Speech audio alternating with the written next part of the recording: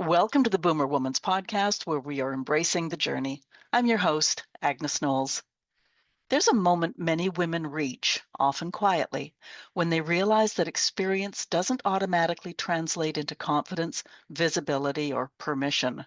We may know more than we ever have, yet hesitate to claim it, charge for it, or be seen at the level we've earned. Today's conversation is about closing that gap. My guest has spent years working inside large corporations, building expertise, judgment, credibility, and then made the intentional choice to step outside those structures without leaving her experience behind. What followed wasn't a dramatic reinvention, but a steady process of learning how to trust herself, listen differently, and show up without waiting to feel completely ready. We talk about why intuition often gets louder as women get older, why visibility matters more than confidence, and how small experiments can create momentum when certainty feels out of reach. We also explore what women often have to unlearn after long careers, and why recognizing the value of what you already bring may be the most radical step of all. If you're questioning what's next, but not questioning your intelligence or capability, this conversation will meet you right where you are. Listen now to my conversation with Monica Rivera.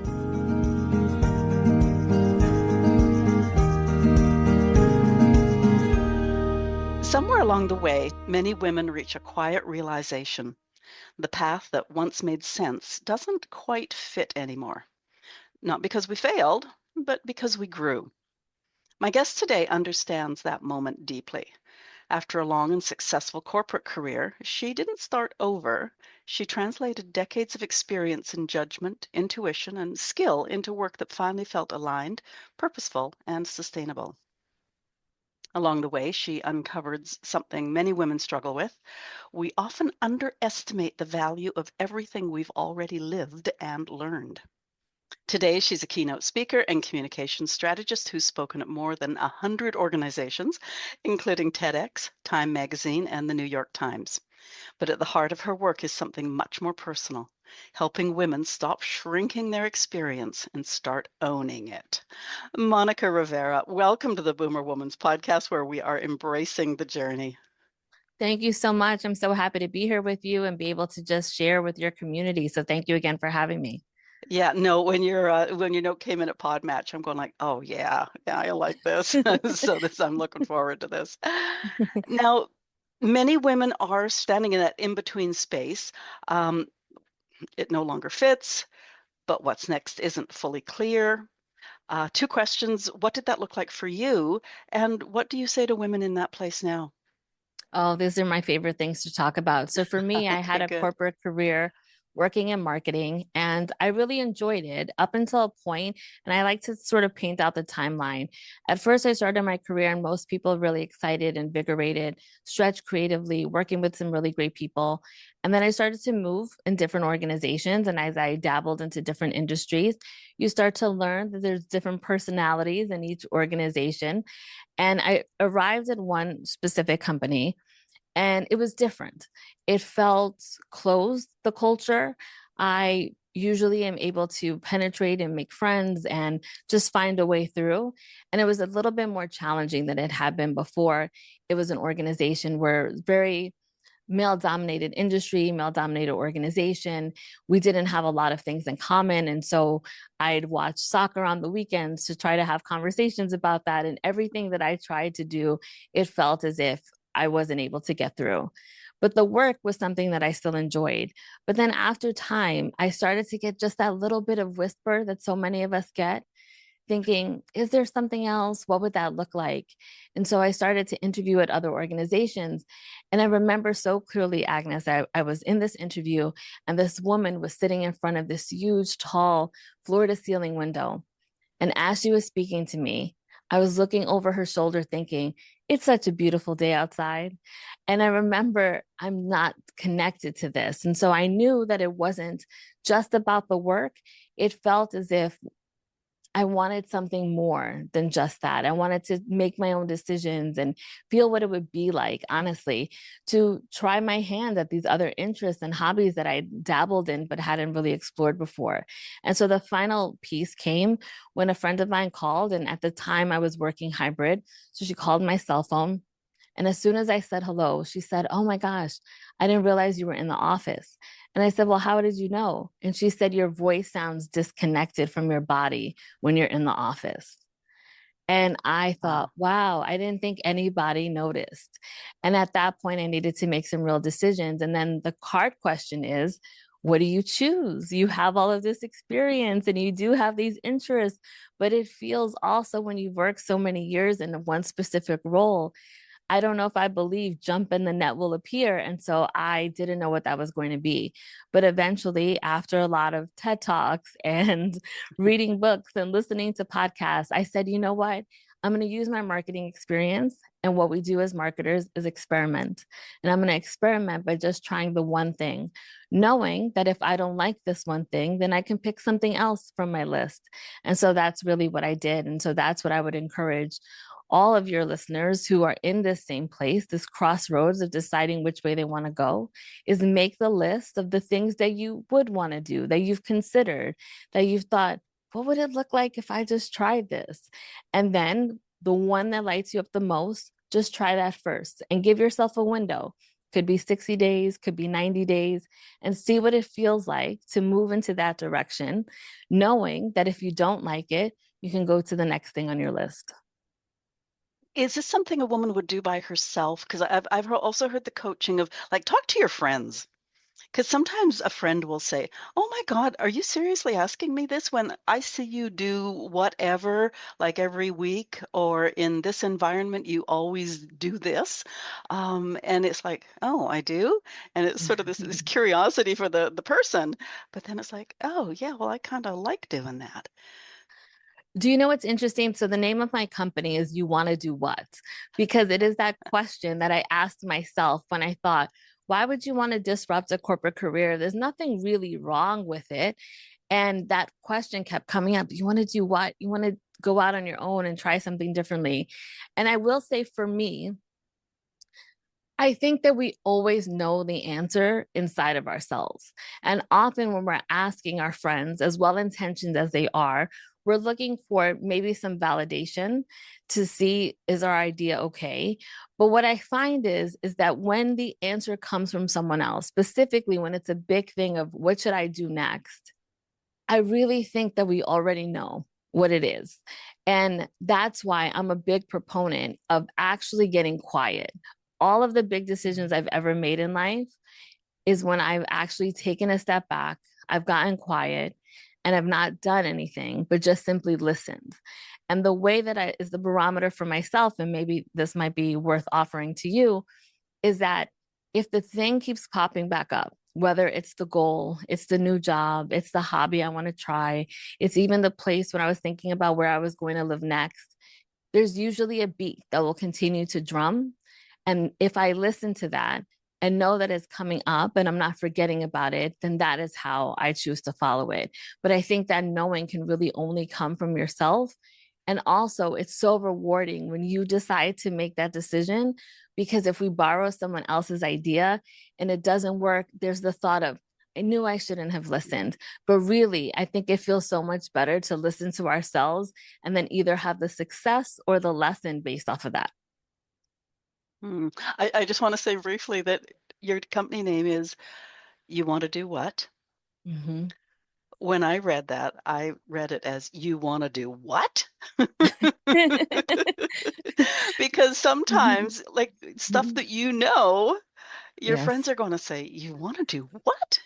Absolutely. And that is the question that we have of ourselves that other people will ask of us. Our spouses, our partners, our friends, our community will have that same question. But no one asked it more than honestly I asked myself while I was working myself on that journey of figuring out what that was going to be.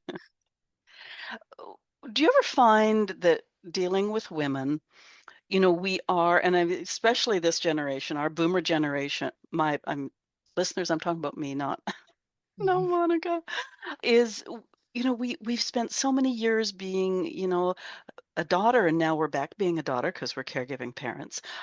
We were wives, we were mothers, we were employees. Even if we had careers, we defined ourselves Mhm. by that. Sometimes it's really hard to separate the outer us from the inner us. Absolutely. What do you say to that? So interestingly, when I do deliver talks, what I find most often is there's two groups of women that want to pull me to the side at the end of the conversation. And it's those that are 0 through 5. So they maybe just entered the workforce and they're thinking, I didn't know what I was getting myself into and I need a Mhm. little bit of guidance.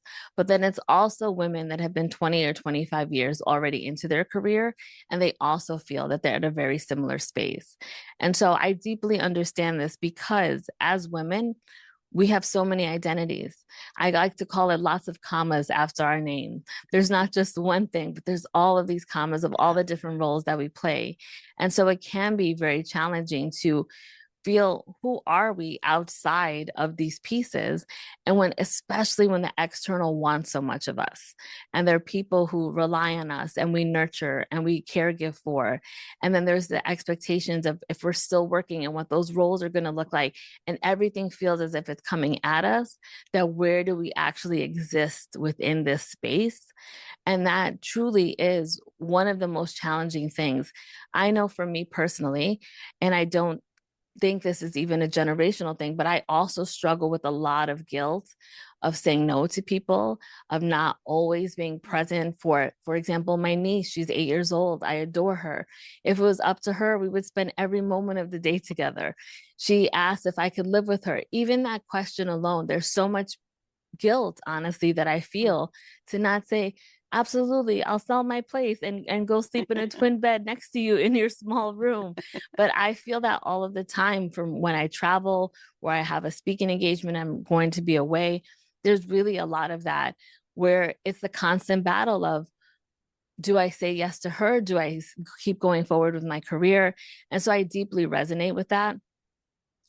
I think that it's about giving us a little bit of space. So it's not a 180 that we're going to go from being that caregiver to everyone else and then completely turning a switch into becoming someone who's all for ourselves. But I think it is about finding just a little bit of separation and finding if there's one day a week, one moment in a week that we can start to give to ourselves just a little bit. To me, that really is the game changer. And I'll tell you this, it started when I just made time to read. I love reading, but I found that the books would pile up and I was never getting to them. I was so exhausted at the end of the day. And I said, you know what? 15 minutes. I'm going to try 15 minutes to get back to it. And even that little bit of space reminded me of it feels good to do things that you really enjoy. And so sometimes we think it's the big leaps that have to happen, but I think it's in those small moments that we start to reconnect with ourselves. So, whatever that small thing is for you, I would encourage you just start with the 15 minutes and see how that feels. And I think you're going to want a little bit more of it after that. Yeah, that's interesting because I know when I look at my own self now that I have left the 9 to 5, it's if I get into something that I am just loving, it's like, oh my goodness, it's the wee hours. I have got to go to bed. It's Yes. just because it's so consuming when you're doing something that Mm, you absolutely love doing. Yeah, yeah. Now, absolutely.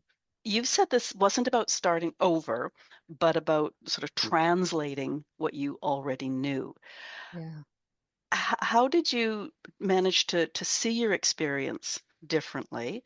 And how did you trust what you were deciding? Trust is the biggest one. That was probably the hardest piece. I will say I was very clear. So writing is a big thing for me. So I like to Yeah. really I do what I call a thought download where I just write down all of the things that I'm thinking, dump it all out onto the page. And I realized I wasn't going to lose any of my expertise, that I could bring it with me. And there's so many things that I've learned for me in my corporate career that I could apply to other places. So if I think about it now, I was delivering talks in a corporate role, but it was under a corporate masthead. But I still knew the art of communication and to connect through storytelling. So, how could I apply that in the next thing that I was going to do? I've always loved learning. So, maybe I'm no longer learning about a product or solution that the company offers, but I can still apply that skill set into how can I develop something new that's in my own acumen that's going to help me move forward. So, I really started to just look very plainly at what is the expertise I already had, and is there a way to apply this in a different area, even if it's something completely opposite of what I was doing. There's so many connection points that do find a way into hobbies and interests and other side projects. So that was the more tactical piece. The self-trust piece, I gamified it for myself, to be quite honest. So I don't know if you use a Fitbit or an Apple Watch, but we have all of these games that people play all the time of how many steps am I going to take? What's my sleep score? So there's all these different things. And I said, what if I gamified it for myself? And so back in 2017, I think it was, I started the podcast, and I didn't know anything about starting a podcast other than I had been a listener for a very long time. So I Googled how to start a podcast. And in 3 days, I had made some cover art that wasn't very good. And I recorded my first episode that was even worse than the cover art. But I told myself, Agnes, the only thing I want to do is just commit to showing up every week. I'm not going to think that it has to be perfect. I'm not going to beat myself up over the fact that it sounds horrendous and I don't really know what's this humming in the back. I later found out that was the fan and the microphone was picking that up. But all of these things that I didn't realize at the time, but it was just about showing up every week because I knew if I committed to that practice of once a week, I would start to improve incrementally. And then I would say, who can I talk to about the humming? And then I talked to people who were smarter than I was and said, this is what it sounds like, or it sounds tinny. And I would explain it. And people were very gracious because I embraced that beginner mindset, but also took everything of my expertise when it came to marketing and said, well, I can figure out how to market it. But how do I get it to sound good? I'm going to embrace that mindset. I'm going to connect with other people. And it was just that act of self trust, 1 week at a time. And then it improved. I'm going to ask you a question that I'm asking it in such a way because I know what my answer is, and I'm sure you're going to have the same answer. Is it for anybody who's going, oh, I don't know how to do this, or I don't know how to that, or, oh, I couldn't possibly, start a podcast that with, there's this humming and I wouldn't know what to do. It would drive me crazy. No matter what you start doing, I don't know about you, maybe you did. I do not have in the first couple of weeks 1,000 downloads. Oh my gosh, no. If you have an idea, you're not going to get the the multi-million-dollar contract in the first month. You Mhm. have that runway to improve, learn more, all that sort of stuff. Like you don't have to hit the ground running in terms of being perfect. Uh, Absolutely. And to echo that, I did not tell a single soul that I had a podcast for the first 4 weeks. Because again, I was just trying to get the reps in for myself, still see again, is this something I'm going to want to continue doing? Because I didn't want to announce it to friends and family and my community and then say, oh, I've given up on the idea. So I kept it again just to myself to see. And I clearly remember telling my family it was a pizza night. And I said, so I started a podcast, and they put their pizza down. I remember they all turned towards me and said, what? I said, yeah, 4 weeks ago. And so very, very meekly. And they said, well, where is it? I said, everywhere you can hear podcasts. And they immediately grabbed their phones and downloaded and were so supportive about it. And then just pummeled me with questions about when did you start? How long had you been thinking about it? But it was really something for myself, as I mentioned. And then even before I interviewed my first guest, I took about 6 months just to get comfortable behind the microphone, to get okay. comfortable with editing, because I wanted to know that one of the most precious things someone can give us is their time. And I wanted to treat that with care. And if I didn't know how to edit an episode or make sure that I even had the right settings, on the laptop and all of those things. I wanted to make sure I had that down. So I was overly cautious before I did that. But I gave myself a lot of patience. And then over time, it grew. And podcasting, as you know, is one of the most remarkable things that we can do. It's a space where we can talk about anything or everything we want, and our community somehow finds us. And that's a really beautiful gift. So I'm very grateful that I started with podcasting. And if I can give you one tip, only Yes, because please. this literally no, this literally happened in the last few weeks because of time zones. Um, it was we talked between 5 and 6 a.m. her time, 9 and 10 p.m. my time. I Oof. have never had to do so much editing in my life because we were both a little, just tired and not thinking straight, and we were like, So I'm editing the episode, just laughing my head off because I'm thinking, never again, never again. It's funny. I also interviewed someone who was in Europe at the time. And so there was some time difference between us. She was also very nervous, had never been on a podcast before. And I say, Agnes, she probably had a minimum of 200 ums during the episode. And I tried, but as you know, it's hard to clean up all of those ums to the point that I did my best. And when she listened to the episode, she said, I can't believe how often I say. And I thought to myself, if you only knew how often you really say, you definitely feel, so she felt terribly about it, but there was a lot of ums that I cleaned up that she'll never know about. Well, and if all of our listeners would do us a favor, plug in your ears for a moment, that is the one thing that I cannot move past, is if I'm thinking, instead of just keeping my mouth shut, I will lead with, um, and even in our conversation today, now you're going to notice it, but when this goes to air, some of them will be gone. So, okay, so skills. Is there a skill that you might have dismissed because it was easy, it just, didn't seem that important, but later turned into an asset? That's a great question.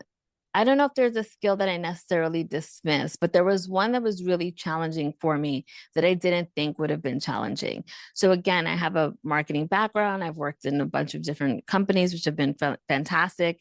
However, when I was thinking of my messaging for the show, I really struggled with my messaging. And again, as a marketer, it is extremely frustrating to not be able to market yourself at the time. And there was a period for about 3 months, which, if you and I had gone to an event together and you were trailing behind me, every time I talked to someone, I would have a different way of introducing myself. You would have thought, what in the world? Who is this person? What does she actually do? Because I kept trying on different ways that I was explaining the podcast, different ways of explaining what it was that I did. And that part, I was looking for cues where people would lean in and have some interest and ask a follow up question. Other times where it looked as if I completely lost them through my explanation. And so I did a lot of testing, but I really struggled in the beginning of how do I market myself, which felt so foreign because I'd spent so many years marketing other people's things. And so that was the piece that I definitely struggled with the most. I will say the asset that I had was the storytelling piece. So I've always loved story, even from a child. I've read books and I loved watching shows and being in New York City, being able to go to Broadway when we could afford it. So that was always a big piece for me. And I leveraged it so much, even as I thought about constructing a podcast episode and the amount of editing I did, I tried to think of, okay, what is the cohesive story arc that we have here? And so it was a lot more hours to do that. But I took some of that with me into podcasting and then eventually into the work that I do now, which is to help support women with their expertise and how can they tell their story in a way that people listen. And I think if you think about almost anything that you need to learn, if you're given the facts, if you're given the instructions, all that sort of stuff, it's like, okay, and your brain's trying to handle that. As soon as you have a Yes, storyline, like however that is, it's like, oh, it sort of all falls into place, makes sense. And also you're engrossed in the story as well, so it's like, oh, absolutely. okay. Yeah, yeah. So story is Absolutely. amazing. Yeah, yeah. And especially, I tell people the three things I always think about specifically, whether it's a story you're going to tell in 60 seconds or 60 minutes, is what do you want someone to know? What do you want someone to do? And what do you want someone to feel? And to me, the feeling piece is really important. Mhm. I think that it just completely changes the way that you communicate a message when you're thinking, what is the feeling you want someone who's listening to you to have? And so I encourage other people to really think about that, whether it's my clients or myself. I start out before I write anything, answering those three questions for myself. Those become my North Star, and then I go from there. Do you have that Maya Angelou quote on your wall? I do not know, I don't, but it's a beautiful quote. Yes, Yeah. absolutely. Hmm. Okay. So you started out by talking about a corporate environment. The question I didn't ask because we sort of moved on was, what was the word you used? The not the personality, but I guess the character of a corporation. There's the people and there's the actual corporation.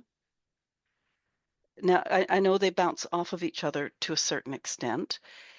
If you're not necessarily getting along with the people, the culture. I'm sorry. There we go. Corporate culture, and then the people that are operating within their own little cultural bubble, whether it's like a male dominated thing or whatever.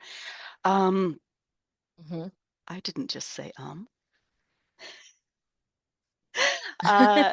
how does that bounce off of each other, first of all? But because I sometimes do lose my train of thought, is I want you to go from there to explaining how you went from that corporate environment. What did you have to unlearn to create your own personal bubble slash environment slash culture? Oh my gosh, the unlearning is, I don't think people talk about it enough. And it goes back to the identity piece, which we touched on earlier, of in the sense of who are we responsible for, who do we take care of? But the identity of your job, separate from who you are, that is something I really had to unlearn because who was I if I didn't work for these big companies? And I didn't realize at the time how enmeshed those two things were for me. Also, in how I showed up and introduced myself, there was that struggle in the beginning of, well, don't I lead with the big corporate name because that's the name that people know? And so you have this attachment, and society says, well, if you have this big name, somehow your status is elevated. And I realized, well, none of that ever really mattered to me to begin with. But that shift of having to go from this is who I am as a business person versus who I was in this other identity. And then being able to let that go, that I dropped it and I didn't have to talk about what I did once before. So I will say that is one of the piece, and learning who I was away from the corporate entity. The other piece is in my communication, funnily enough, I wrote very formally and I would receive feedback of, wow, these emails that you send, they're so structured and rigid. And again, it was the corporate mindset that I had. I wasn't writing in a Yeah. more human tone, I guess you could say, because so much of corporate communication, especially when you're writing emails, documentation is everything, making sure all of the details are accounted for. And so you're just looking at it from a completely different lens. And quite honestly, sometimes in a business standpoint, there's a little CYA. You want to cover your butt and make sure everything is there. However, when I'm communicating with you or with the client, there's the ability to have a little bit more space, to have a little bit more warmth in the tone. And so those were some of the things where I had to realize, oh, I'm still showing up in this same way. Who am I outside of that? And so there's a little bit of unlearning and also relearning who you are outside of that corporate identity. And so those two things took a while. But then once it happens, if you give yourself the grace of knowing you're in this process of reemerging in a different way, it really is beautiful when one day you stop thinking about what was and you're really excited for what will be. Okay, you've just given me the perfect segue into what I want to ask you next. But before before we go there, I identify with that because the number of people who would read something that I'd written and they'd say like, you don't speak this way. Like you don't talk to us this way. Something as simple as apostrophe S or apostrophe LL, that sort of thing. That's how we talk, Mhm. but it's Yes, not always how we write. But right. there's got to be that congruency to. Absolutely. I admire people who are able to write in the same way that they speak with such an ease because it's a different practice and I can tell almost who worked in corporate and who didn't work in corporate sometimes by the ease in which they're able to have that singular personality, if you will, that represents in both places exactly the same. I can almost Oh, identify isn't that it. funny? Well, I'm 10 years along now, so I really hope Mhm. I've improved. Okay, now you said I had said something about the segue. What what did you take from your corporate background, like from your previous careers, and what now is tied directly to your experience and intuition? The thing that I probably took that's most important, because there are many things that I was able to take with me, because as I mentioned, you do bring it all with Mhm. you to the next space. However, what I think helped the most, particularly in starting my own business, was the idea of everything has a solution. So when you're working for a company and an organization, it's almost impossible to go to your manager, whoever you report to, with a problem and not some idea of what a potential solution could be. It doesn't always have to be that the solution is going to be right, but they want you to have something. So it's easy, at least for me, in the beginning to say, well, I don't know how to do this, or I'm stuck. And that's often what I hear a lot of clients say, I'm stuck. They'll say, I don't know. And I don't know usually is a buffer for, I might not want to think about this too deeply. I might feel uncomfortable with the feelings that are coming up trying to answer this question. But that is what I brought with me, this idea of everything has a solution. And that helped me embrace some of those struggles when I was going into my next thing to say, this is an opportunity to problem solve. I'm not going to always get it right, but let's just make a list of what are some solutions it could look like. Maybe it's a person you can ask for help. Maybe it's a resource you haven't thought about before, but there can be more creative solutions. And that is what I brought with me, this idea of you can't just bring a problem and not also think about some solutions. Sort of like our pre-talk, Yes, where you were offering absolutely. solutions for me. That's great. Yes. How Mhm. do you separate, and maybe once again, I'm giving out more about me than I should be. How do you separate where you are now with your career and being able to find the solutions or knowing it's out there, you just have to find it, and on a more personal level, not always solve everybody's issues? Oh, I wish I had a good answer for you because I continue to try to solve everyone Thank you. else's problems for sure. That is definitely a challenge. The best advice I'd ever received is you have to let other people make their own mistakes. That is deeply difficult for me to do because with experience and wisdom and the perspective of being outside of a problem, you can often see the wall someone might be racing towards. And it's hard to me not to try to put myself in front of them and that wall. So it depends. It depends on the severity of it. I will say that I probably have to get better at this, not interfering quite as much. I tend to do it truly to those that are only in my circle and then less so for other people because they don't know me as well. And so I also don't want people to misconstrue where my heart is and also trying to help with solutions. So I have to try to temper myself when it comes to those things. But I'm still a work in progress. And I think also truly, when someone is willing to help you, I find it to be a really beautiful and blessed thing. People don't have to help one another.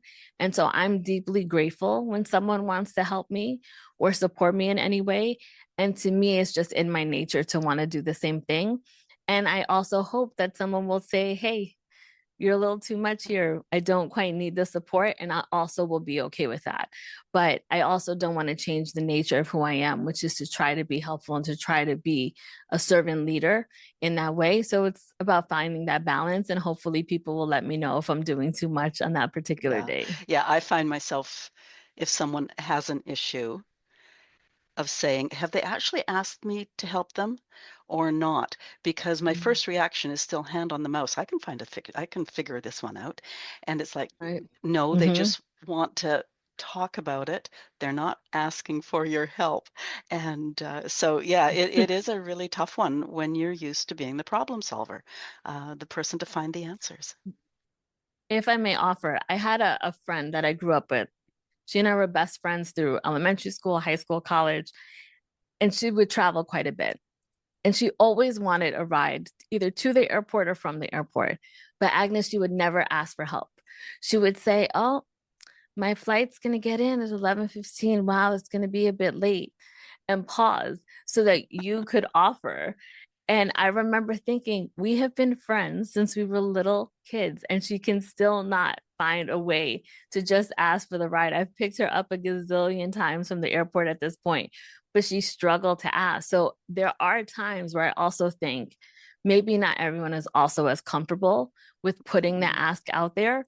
Because if this woman who I've known since we were 6 years old can't ask for the airport, then I also think there may be other people who feel the same way. So that's why sometimes I do just offer the help. And if they want to say no, then they can. What would we do if we didn't all have different personalities, eh? That's hilarious. Absolutely. Now, I Hmm. had asked you about experience and intuition. I'm not sure if you exactly went there, but is there a difference? Like, or does one come from the other? How does that work? If I had to categorize it, I would think experience is more from the head and intuition is more from the heart and the gut. And finding the balance of what you listen to when is really a matter of discernment. And I also think it's how practiced you are. For a long time, I lived, I call it neck up in my head. Everything, if it was strategy and weighing out pros and cons, and I'm very analytically minded. But there are decisions that come more from that inner knowing, which earlier on in our conversation, you'd ask, what about asking a friend? And I said, I think it's better to be still and listen to that answer within. That answer has only come through time because, again, everything was a pro cons list. Everything was what's the percentage of success, the probability of success on this option versus the other option. And I realized that you can weigh all of that, but there's never going to be a 100% certainty in anything. But what I can do is feel good about it in my body. And I think that's where the intuition comes from. Oftentimes, even with the best set of data, you can still feel I don't know if I want to take that way home today, or I think I'm going to decline this invitation. And it's just something that comes from inside. So I've learned, especially as I've gotten older, to rely on that discernment internally and not make everything an analytical and logical decision, but also trust in my wisdom and inner knowing as a woman and be okay with the answer just simply coming from that and not from a data set that exists somewhere else. Okay, your magic words as a woman, because throughout our conversation so far, I've had that thought a few times of what we're talking about can be a very female-oriented quality.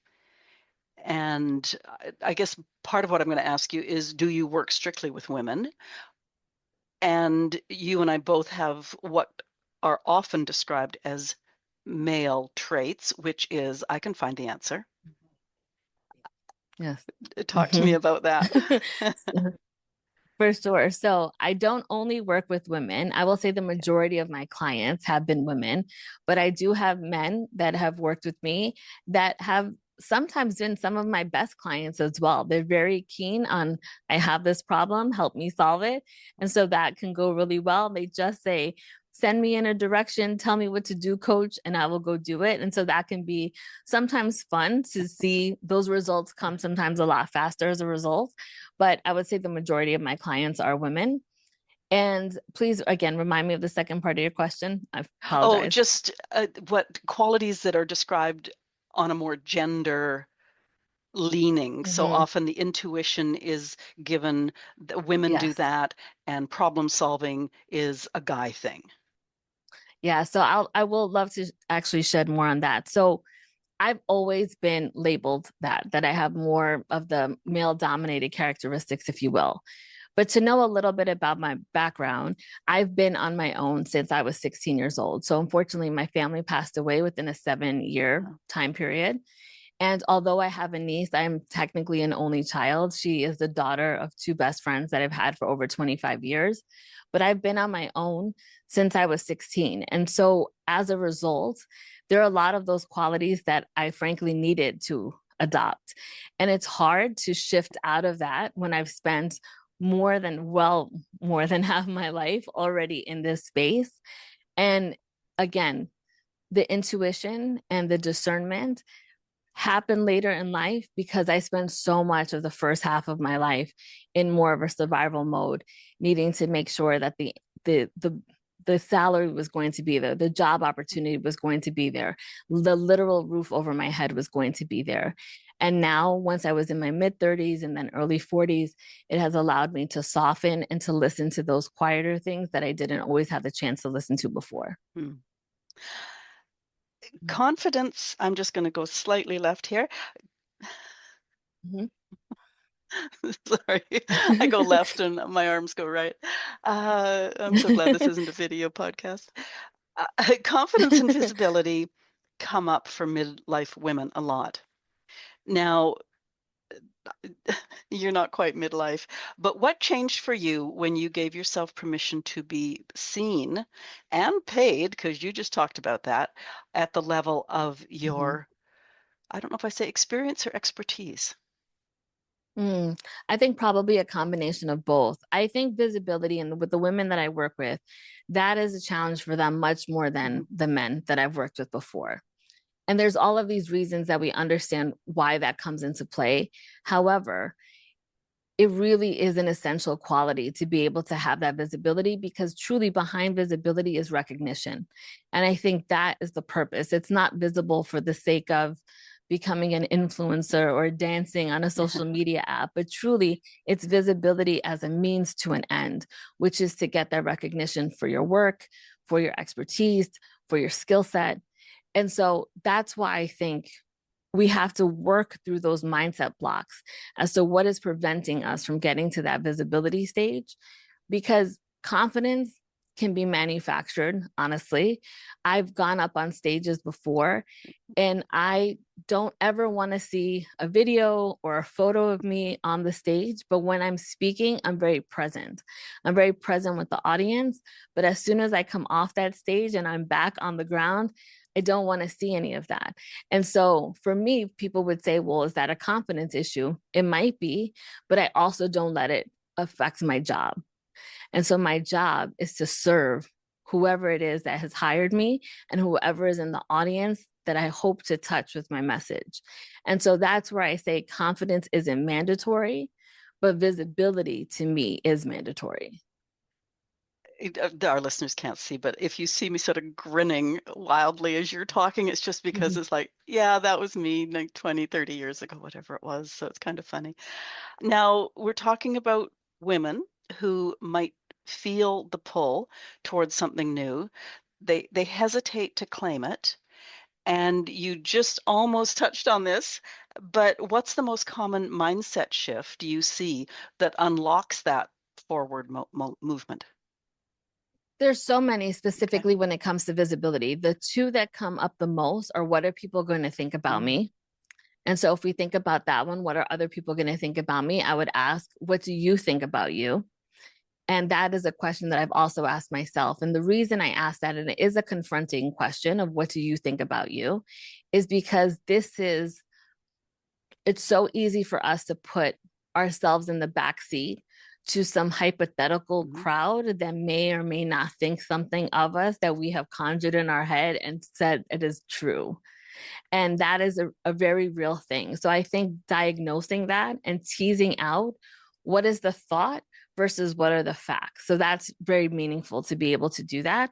And so that question of what are people going to think, really, I want you to ask yourself, what will you think if you decide to do it?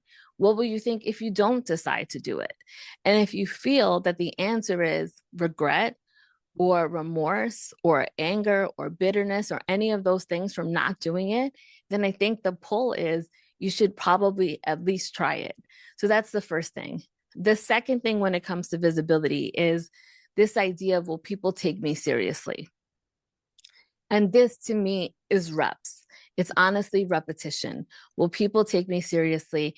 The more you do something, the more skilled you are, the more adept you are at speaking about it. So all of those things just happen through repetition. And unfortunately, we have to do that. If we're going to learn how to swim, we have to get into the pool, we have to try it and fail a bunch of times and learn how to put our face in the water and breathe, and then do this stroke to the next stroke.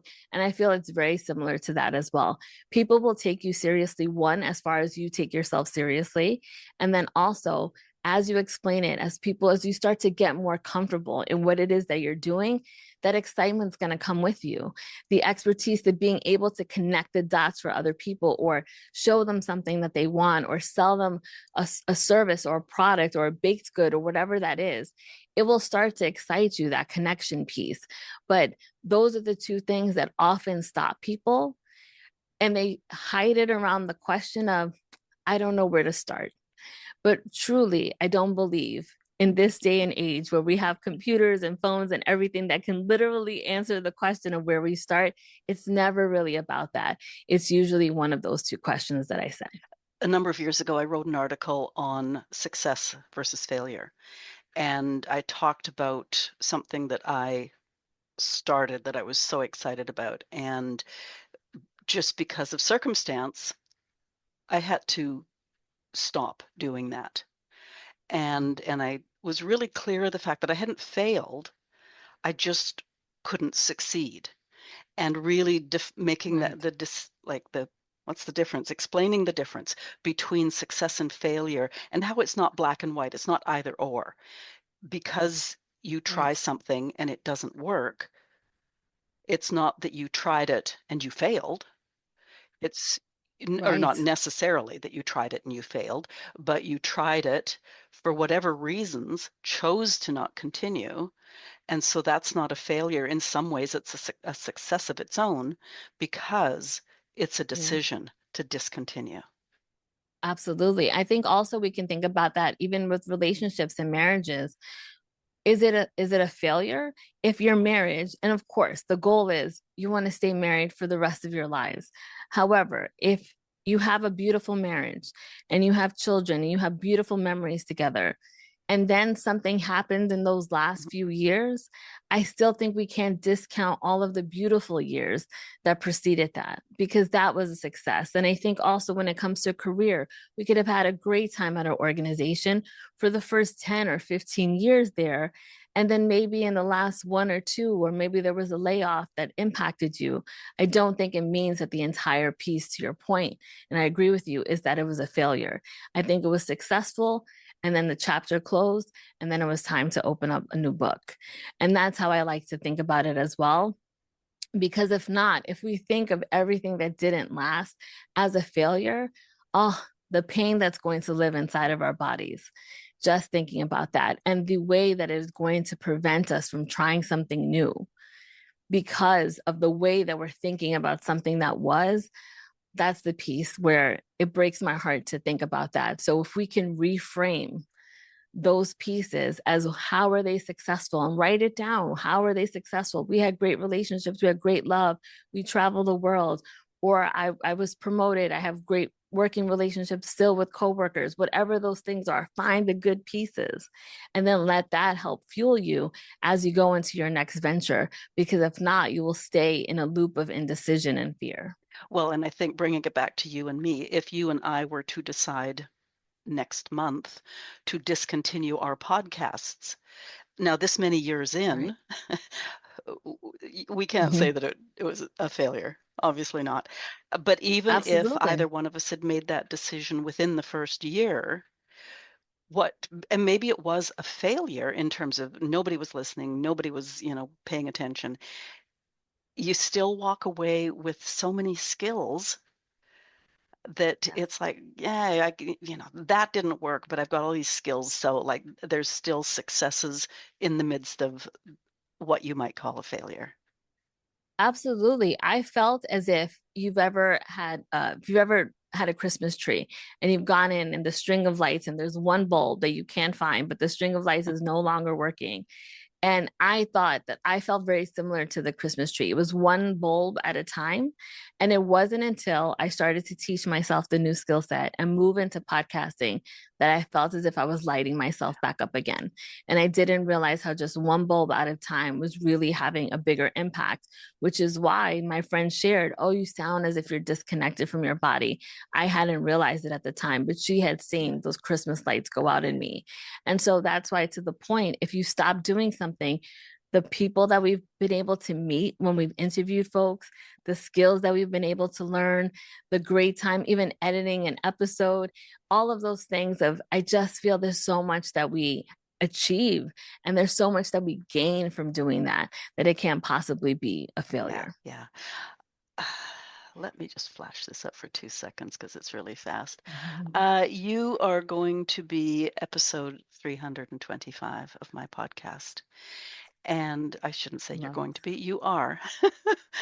So when you it. talk about all the people, it's like, oh my goodness, it's just been, I think there's only one person out of 325 that I struggled to bring out and to talk to.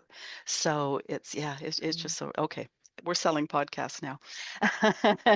What haven't we talked about though that you want mid-age women to think about as they listen to this conversation or after listening to this conversation? The biggest thing that I can share with everyone is I am so bullish on the idea of having a personal brand. And I know that we think that personal brands are relegated towards companies or even for, again, those that are on TikTok and these other social media apps. But I think having a personal brand simply goes down to this: what do you want to be known for? And as you're thinking about either continuing your current venture, starting something new, answering that question of what do you want to be known for is the quintessential piece of building your personal brand, because it will propel you in rooms that you're not even in. That means that Agnes can remember what that thing is you want to be known for. And when she speaks to an upcoming guest or a past guest, say, "I'd love to connect the two of you." So having a personal brand, to me, doesn't have an expiration date. It's so much more forward thinking than what our resumes show. That's this historical piece of paper, but our personal brand really signals to people, what is it that I want to do? And the great thing about it is that you get to shape it. It's not decided by anyone else. No one else has fingerprints on it, but you get to determine what you want to look like in this stage of your life. And to me, that is one of the most freeing things to be able to do. And so I would suggest to anyone listening, if you're even considering the idea of trying something new or going out on your own, build that personal brand, because we all have one. It's just, are you determining what that is, or if someone else is determining it for you? And I'm going to add that, when you talk about a personal brand, often people do think big. When you think about some of the big, huge, famous people out there and what that brand Mm-hmm. is. But if somebody wants to do something even like, I don't know, create knitting patterns and sell the package, including all the yarn, Yeah, then their absolutely. their personal brand is, "You've got a knitting problem? Oh my goodness, go see this person because she knows Yes, everything about knitting."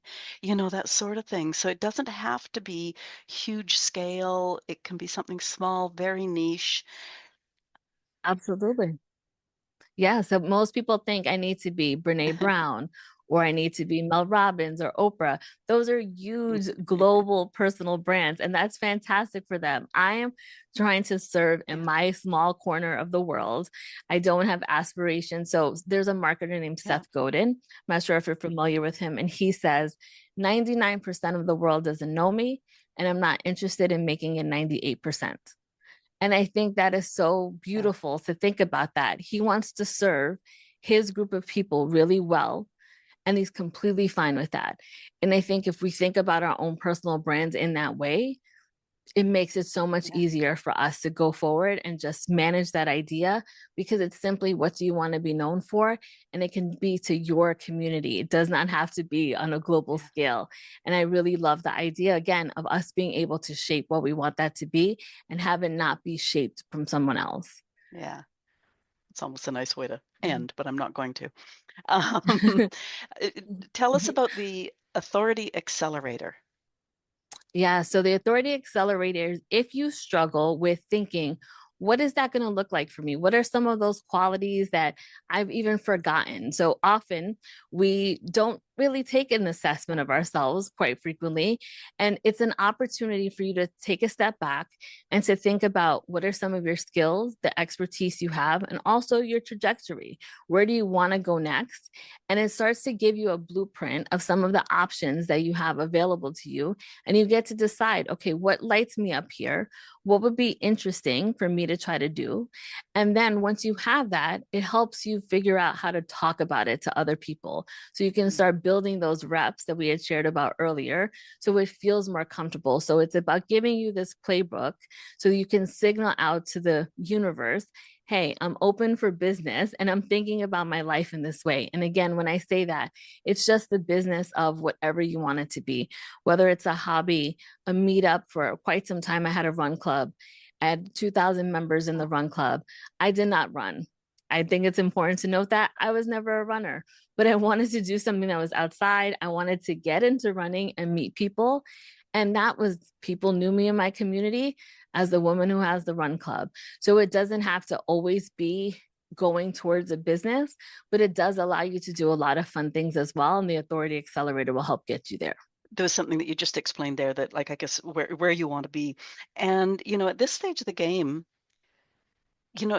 if at age 70 I want to, do something just for the next 5 years, then that's okay. Yeah. That's a finite amount of time.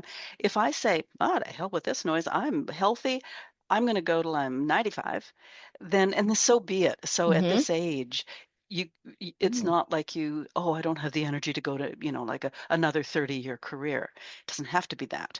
It can be a couple of years. It can be till right. you find something else. It can be, and I guess there too, you can keep Mm. on reinventing yourself every few years if you so choose.